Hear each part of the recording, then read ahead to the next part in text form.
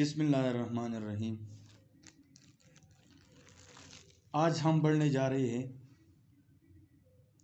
Electrodynamic 2 की तरफ। Book हम यूज़ करते हैं डेविड जे ग्रिफिथ, 4th एडिशन, और साथ में ये हमारा तीसरा लेक्चर है डेविड जे ग्रिफिथ इलेक्ट्रोडायनामिक 2 में। तो आइए देखते हैं कि आज हमारा टॉपिक कौन सा है। तो आज हमारा टॉपिक है effect of magnetic field on atomic orbital. Effect of magnetic field on atomic orbital आज हमारा टॉपिक है। आइए देखते हैं कि इस टॉपिक में हमें क्या दिया गया है। तो effect of magnetic field on atomic orbital. तो शुरू करते हैं। Electron not only spin, they also revolve around the nucleus. So यहाँ पर जो हमने स्टार्ट लिया है, यहाँ पर इस पॉइंट से लिया है कि इलेक्ट्रॉन सिर्फ और सिर्फ स्पिन नहीं करती, बल्कि न्यूक्लियस से क्या करते हैं, रिवॉल्व भी होते हैं, न्यूक्लियस के इर्द गिर्द रिवॉल्व होते हैं। ठीक है। Let consider the orbit as a circle of radius R. अब हम क्या करते हैं, ऑर्बिट को एक सर्कल कंसिडर करते हैं जिसका रेडियस आर होगा। Although technically this orbital motion doesn't constitute a steady current। यहाँ पर ये जो ऑर्बिटल मोशन है इलेक्ट्रॉन का, ये स्टेडी करंट में हिस्सा नहीं लेती। टेक्निकली यहाँ पर जो ऑर्बिटल मोशन है इलेक्ट्रॉन का, तो ये स्टेडी करंट में हिस्सा नहीं लेती। In practice, the period t is t is equal to 2 pi r divided by v is so short that unless you blink awfully fast it look like a steady current। ये जो time period है t equal to 2 pi r divided by v, ये इतने short है कि आप ये सोचेंगे कि क्या है, ये स्टेडी करंट की तरह है। मैंने पहले बताया कि ऑर्बिटल मोशन जो है इलेक्ट्रॉन के ऑर्बिटल मोशन हो स्टेडी करंट में हिस्सा नहीं लेती, लेकिन फिर भी ये जो टाइम पीरियड है ये इतने शार्ट है कि ये इस तरह लग जाते हैं कि ये एक स्टेडी करंट है। तो आइए शुरू करते हैं। इस डायग्राम की तरफ थोड़ा ध्यान दीजिए। ये हमारे पास क्या है, ये एक सर्कुलर ऑर्बिट है जिसका रेडियस r है। इलेक्ट्रॉन रिवॉल्व करता है जिसकी वेलोसिटी v है, और डाइपोल मोमेंट जो है वो m है। ठीक है। अब हम शुरू करते हैं। एज वी नो दैट, हमें पता है I equal to Q by T. जिस तरह हमको पता है कि करंट जो है वो चार्ज डिवाइडेड बाय टाइम के बराबर होते हैं। तो अब अगर हम क्या करेंगे, यहाँ पर हमने इलेक्ट्रॉन लिया है यहाँ पर, तो चार्ज की जगह इलेक्ट्रॉन ले लेंगे, और ये जो टी है, टी स्मॉल टी टाइम, इसको रिप्लेस करेंगे टाइम पीरियड पर। ठीक है। तो यहाँ पर हमारे पास इक्वेशन आ जाएगा I equal to E minus E divided by T. इसको मैंने इक्वेशन नंबर 1 बोला। अब हमें ये भी पता है, यहाँ पर मैंने सॉल्व किया है, T equal to 2 pi by omega. यहाँ पर हम क्या करेंगे, ओमेगा के वैल्यू लगा देंगे। जैसा कि हमें ये भी पता है कि लीनियर वेलोसिटी और एंगुलर वेलोसिटी में रिलेशन क्या है, तो v बराबर होता है r ओमेगा का। ठीक है। ये तो हमने लो लेवल फर्स्ट ईयर में भी पढ़ा है, और तकरीबन सेकंड सेमेस्टर में भी हमने पढ़ा है कि v equal to r omega. तो अब अगर हम ओमेगा की वैल्यू फाइंड करना चाहते हैं, तो दोनों साइड को क्या करेंगे, r पर डिवाइड करेंगे। यहाँ पर मैंने कैपिटल आर इसलिए लिया है कि यहाँ पर मैंने जो ऑर्बिटल लिया है, यहाँ पर ये जो ऑर्बिट लिया है, यहाँ पर सर्कल कंसिडर किया है ऑर्बिट को, और इसका रेडियस हमने कैपिटल आर से शो किया है। तो यहाँ पर भी मैं क्या करूँगा, स्मॉल आर को कैपिटल आर पर रिप्लेस करूँगा, ठीक है। तो यहाँ पर मैं क्या करूँगा, ओमेगा की वैल्यू यहाँ पर लगा देंगे, ओमेगा की जगह वी बाई आर लगा देंगे, तो ये इस तरह आ जाएगा, ठीक है। अब अगर हम इसको थोड़ा सा अरेंज कर दें तो यहाँ पर हमारे पास टी की वैल्यू आती है 2 pi are divided by we, ये जो वेलोसिटी है इलेक्ट्रॉन की, ठीक है, और ये orbit, radius of the orbit है।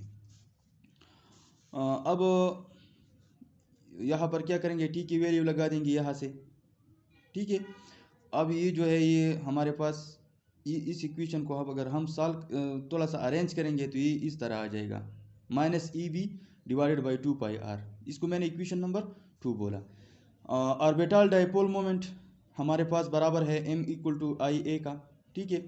अब हम क्या करेंगे, एरिया को, एरिया जो है हमारे पास यहाँ पर ऑर्बिट जो है, थोड़ा ध्यान दीजिए यहाँ पर मैंने जो ऑर्बिट ले लिया है ये ऑर्बिट सर्कुलर है, ठीक है। ये ऑर्बिट क्या है, सर्कुलर है, तो सर्कुलर है, इसकी एरिया 2 पाई आर के बराबर, पाई आर स्क्वायर के बराबर होगा।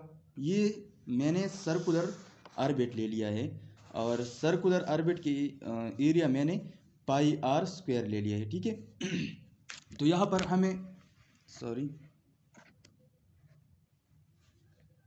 यहाँ पर मैंने क्या किया है, ये जो एंगुलर ऑर्बिटल डाइपोल मोमेंट है ये हमारे पास बराबर होते हैं आई ए के, और आई हमारे पास करंट है, ए जो है ये एरिया ऑफ द कंडक्टर है, ठीक है। तो अब हम क्या करेंगे, सर्कुलर ऑर्बिट के लिए एरिया को पाई आर स्क्वायर पुट करेंगे। यहाँ पर मैंने रेडियस जो लिया है ऑर्बिट का, ये तो कैपिटल आर है, तो मैं यहाँ पर कैपिटल आर पुट करूँगा, ठीक है। और ये इक्वेशन जो है यहाँ पर इस तरह आ जाएगा, इस ऑर्बिट के लिए, इस ऑर्बिट के लिए ये इक्वेशन इस तरह आ जाएगा, ठीक है। m equal to I pi R square, इसको मैंने इक्वेशन नंबर 3 बोला। अब हम क्या करते हैं, यहाँ पर ये जो इक्वेशन है, ये इक्वेशन नंबर 2 जो है, इसको हम इक्वेशन नंबर 3 में पुट करेंगे, आई की जगह इसकी वैल्यू पुट करेंगे। ये जो इक्वेशन नंबर 2 में आई की वैल्यू दी गई है, इसको हम यहाँ पर इक्वेशन नंबर 3 में पुट करेंगे। तो ये जो है ये m equal to minus E V divided by 2 pi R into pi R square, तो R cancel, pi cancel with pi, ठीक है, और आर कैंसल विद आर, ठीक है। अब क्या करेंगे हम, इसकी इक्वेशन जो है आ जाएगी m equal to minus E V R divided by 2। अब क्या करते हैं हम, इसको हम इक्वेशन नंबर 4 कंसिडर करते हैं, या हम इसको इस तरह भी लिख सकते हैं, ये जो मैग्नेटिक डाइपोल मोमेंट है ये अपोजिट टू द जेड है, ये अपोजिट टू द जेड है। तो हम इसको कंपोनेंट क्या करेंगे, यहाँ पर Z component unit vector Z लगा देंगे, ठीक है। तो ये इक्वेशन हमारे पास आ जाएगा m equal to minus E V R divided by 2, इसको मैंने इक्वेशन नंबर 4 बोला, ठीक है। अब हम आते हैं नेक्स्ट कैलकुलेशन की तरफ। अब हम द इलेक्ट्रॉन स्पीड अप और स्लो डाउन, ठीक है, द इलेक्ट्रॉन स्पीड अप और slow down depending upon the orientation of B. ये जो है इलेक्ट्रॉन की स्पीड जो है किस पर डिपेंड करता है, इलेक्ट्रॉन हमारे पास स्पीड अप होगा या स्लो डाउन होगा, तो डिपेंड किस पर करते हैं ये स्पीड अप और स्लो डाउन होना इलेक्ट्रॉन का, ये ओरिएंटेशन ऑफ मैग्नेटिक फील्ड पर डिपेंड करता है कि मैग्नेटिक फील्ड हमने कहाँ से अप्लाई किया है, ठीक है। तो ये the centripetal acceleration is ordinary sustain by electrical forces Elon, यहाँ पर जो सेंट्रीपिटल एक्सेलरेशन है किस चीज़ की, इलेक्ट्रॉन की एक सेंट्रीपिटल एक्सेलरेशन है, वो किस वजह से है, ये तो सिर्फ इलेक्ट्रिकल फोर्सेस की वजह से है। इलेक्ट्रिकल फोर्सेस की वजह से किस तरह है, यहाँ पर आप अगर सोचिए तो यहाँ पर हमारे पास न्यूक्लियस होगा, ठीक है, और इलेक्ट्रॉन इसके इर्द गिर्द रिवॉल्व करता है, तो ये एक्सेलरेशन जो है इलेक्ट्रॉन की, ये एक्सेलरेशन ये इलेक्ट्रिकल फोर्सेस की वजह से है या इलेक्ट्रोस्टैटिक फोर्सेस की वजह से है या कोलम्बिक फोर्सेस की वजह से है, क्योंकि ये इलेक्ट्रॉन जब घूमते हैं यहाँ पर, ये रिवॉल्व करते हैं न्यूक्लियस से, तो किस वजह से करते हैं, यहाँ पर ये प्रोटॉन हमारे पास मौजूद है न्यूक्लियस में, तो इस प्रोटॉन की वजह से ये क्या करते हैं, ये सर्कुलर मोशन करता है, जिसकी वजह से क्या पैदा होते हैं, सेंटीपिटल एक्सेलरेशन।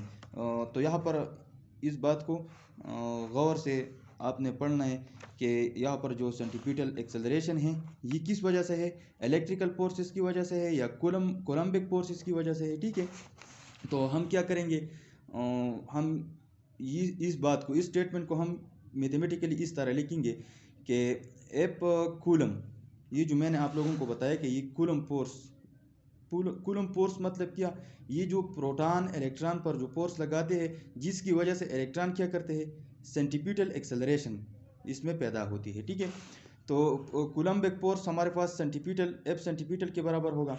अब हम क्या करेंगे, हमें पता है कि कूलम्बिक फोर्स किस चीज़ के बराबर होते हैं, के Q1 Q2 divided by R square.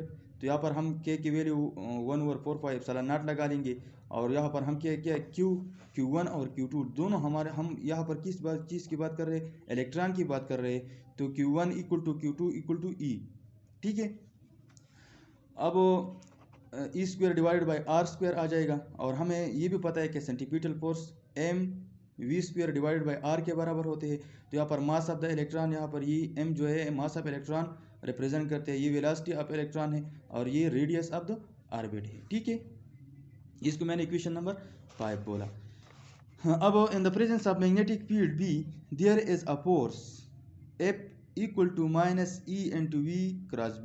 ये जो है हमने सेकंड ईयर में भी ये फोर्स वहाँ पर भी हमको मिल सकते हैं, वहाँ पर हमने पढ़ा है कि जो मैग्नेटिक फील्ड की वजह से जो फोर्स लग जाते हैं वो -EV क्रॉस B के बराबर होते हैं। ठीक है, ये जो मैग्नेटिक फील्ड की वजह से ये फोर्स लग जाते हैं। Let say that magnetic field B is perpendicular to plane of the orbit. यहाँ पर हम क्या करेंगे, ये कंसिडर करेंगे कि मैग्नेटिक फील्ड जो है ये परपेंडिकुलर है किस प्लेन ऑफ द ऑर्बिट की, ऑर्बिट के प्लेन को, ये जो है ये परपेंडिकुलर है, ये प्लेन है ऑर्बिट का। ठीक है, ये और यहाँ पर जो मैग्नेटिक फील्ड है बी, ये परपेंडिकुलर है किस चीज़ का, किस चीज़ को परपेंडिकुलर है, area of the plane of the orbit को। ठीक है, तो यहाँ पर क्या करेंगे, फिर अगर हम मैग्नेटिक फील्ड को प्लेन ऑफ द ऑर्बिट को परपेंडिकुलर ले लेते हैं, तो फिर हम यू लिखते हैं कि एफ सेंटीपिटल फोर्स बराबर होते हैं कोलम्बिक फोर्स और मैग्नेटिक फोर्स की दोनों की वजह से।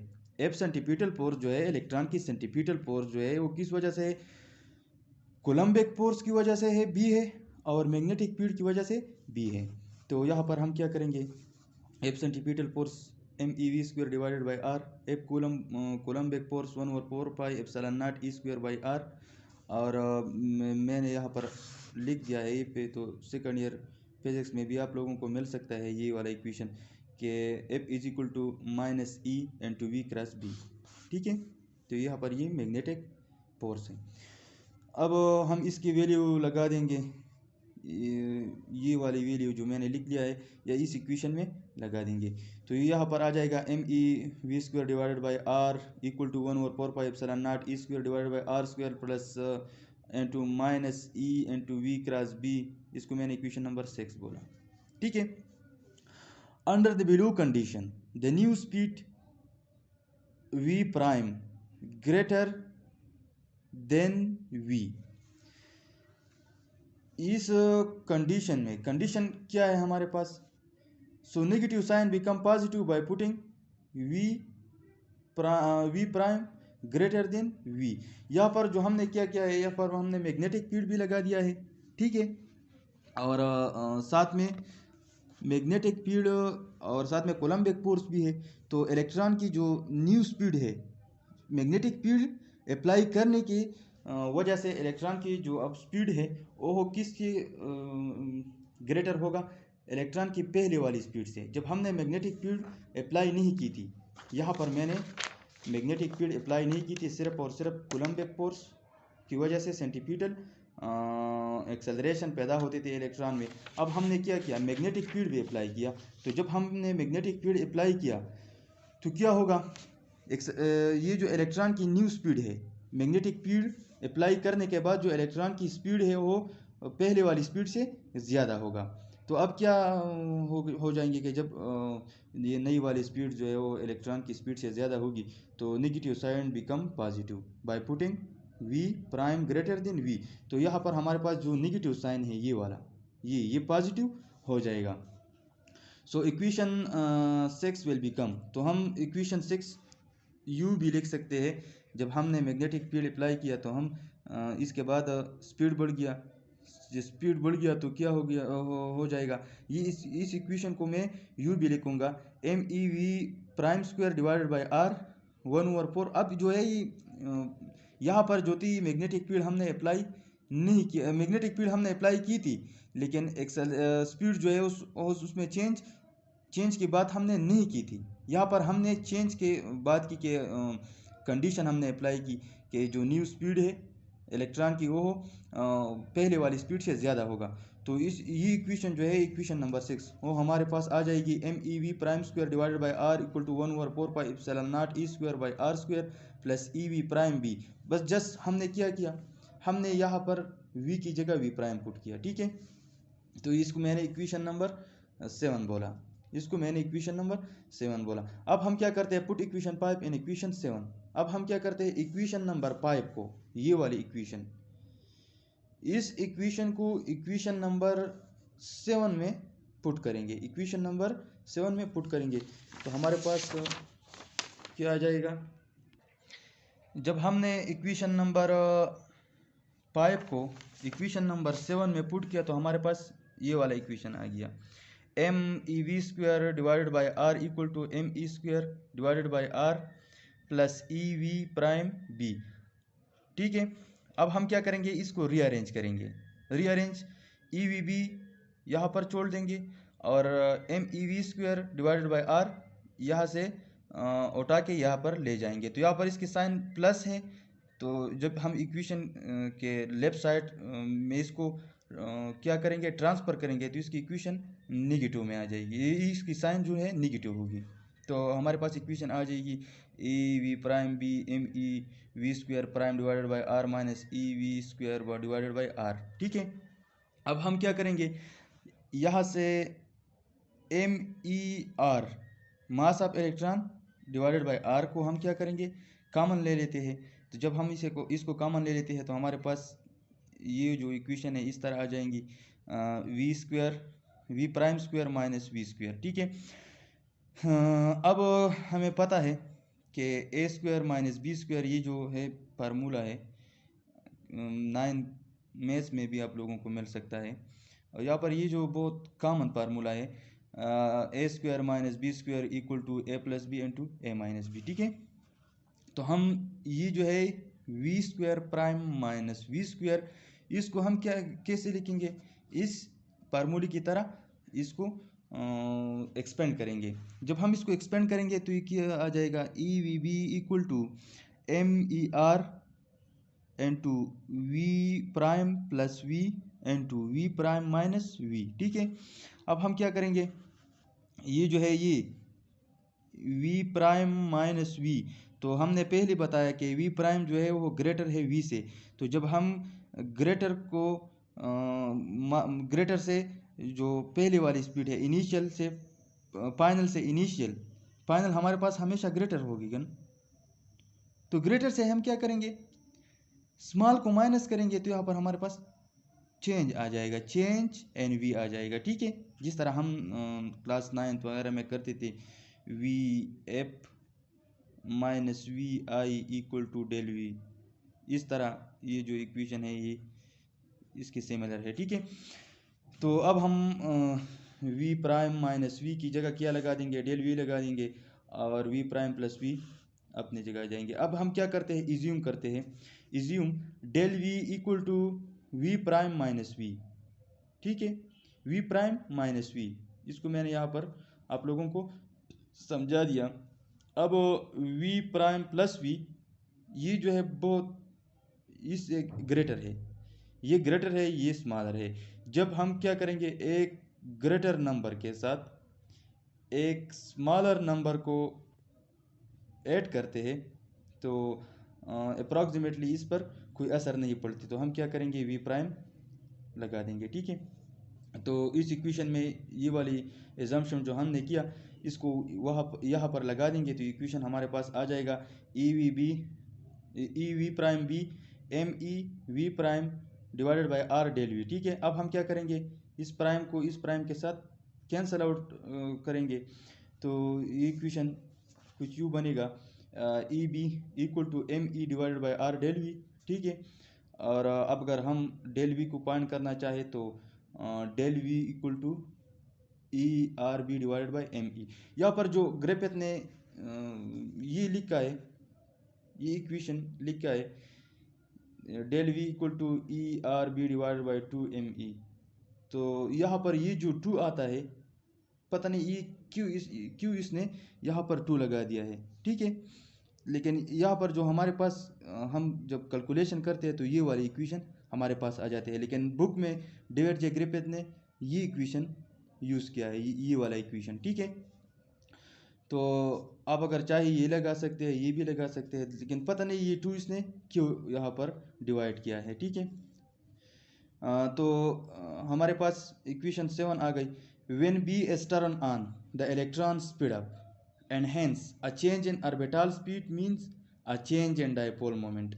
अब क्या हो जाएगी, जब हम मैग्नेटिक फील्ड को अप्लाई करेंगे तो इलेक्ट्रॉन स्पीड अप हो जाएगा, इलेक्ट्रॉन की स्पीड बढ़ जाएगी, और जब इलेक्ट्रॉन की स्पीड बढ़ जाएगी तो क्या होगा, ऑर्बिटल स्पीड, इलेक्ट्रॉन तो हमारे पास इलेक्ट्रॉन की ऑर्बिटल स्पीड बढ़ जाएगी। ये तो कोई ख़ास बात नहीं है, जब हम मैग्नेटिक फील्ड को अप्लाई करते हैं तो इलेक्ट्रॉन स्पीड अप होगा। ठीक है, और जब इलेक्ट्रॉन स्पीड अप होगा तो क्या आ जाएगा, चेंज इन डायपोल मोमेंट। तो किस चीज़ में चेंज आ जाएगी, डायपोल मोमेंट में चेंज आ जाएगी। अब हम जाते हैं नेक्स्ट कैलकुलेशन की तरफ। सो अकॉर्डिंग टू इक्वेशन 6 के मुताबिक, यहाँ पर मैंने इक्वेशन नंबर 6 लिख दिया है, सॉरी इक्वेशन 4। सो इक्वेशन 4 यहाँ पर मैंने लिख दिया है, ये वाला इक्वेशन 4, ये है equation 4, M equal to minus E V R divided by 2 और जेड यूनिट वेक्टर। ठीक है, तो इक्वेशन नंबर 4 हमारे पास मैग्नेटिक डायपोल मोमेंट हमारे पास इक्वेशन 4 में बराबर है -1/2 ई वी आर और यूनिट वेक्टर जेड। अब change in magnetic dipole moment due to orbital speed is given. अब हम क्या करेंगे, इस इक्वेशन में हमने ये बताया कि चेंज आ जाती है, जब हम मैग्नेटिक फील्ड अप्लाई करते हैं तो इलेक्ट्रॉन स्पीड अप होते हैं, और जब इलेक्ट्रॉन स्पीड अप होते हैं तो इसकी ऑर्बिटल स्पीड में चेंज किसको अफेक्ट करती है, डायपोल मोमेंट को। तो ये जो है चेंज यहाँ पर हम लगा देंगे, इस इक्वेशन में जस्ट चेंज लगा देंगे, तो चेंज इन मैग्नेटिक डायपोल, ठीक है, इक्वल टू -1/2 ई, और यहाँ पर हमने डेल वी लगाया है। डेल वी यहाँ पर इसलिए लगाया है कि जब हम स्पीड को चेंज करते हैं तो किस में, मैग्नेटिक डायपोल में चेंज आ जाते हैं। ठीक है, आर जेड यूनिट वेक्टर, इसको मैंने इक्वेशन नंबर 9 बोला। यहाँ पर मैंने कुछ भी नहीं किया है,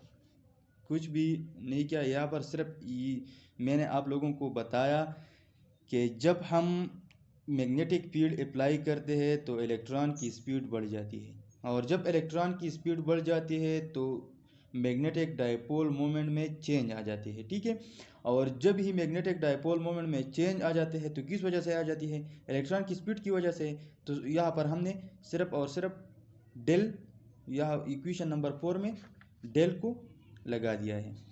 तो put equation number 8 in equation number 9। अब हम क्या, इसको मैंने इक्वेशन नंबर 9 बोला है, और इक्वेशन नंबर 8 जो हमारे पास आई थी, ये थी इक्वेशन नंबर 8, ये वाली इक्वेशन, इसको हम क्या करेंगे, इक्वेशन नंबर 9 में पुट करेंगे। तो इक्वेशन नंबर 9 में जब हम इसको पुट करते हैं तो यहाँ पर आ जाएंगे डेल एम इक्वल टू -1/2 ई, और डेल वी की जगह इक्वेशन नंबर 8 पुट करेंगे तो ये इक्वेशन नंबर 8 हमारे पास आ जाएगा। ठीक है, तो अगर हम सिंपली कैलकुलेशन करेंगे तो क्या होगा, कुछ नहीं होगा, del M equal to -1/4, 2 multiplied by 2, 1/4, E multiplied with E square, R multiplied with R square, B अपनी जगह, एम ई अपनी जगह। इसको मैंने इक्वेशन नंबर स्टेरिक बोला। तो equation asterisk shows that change in magnetic dipole moment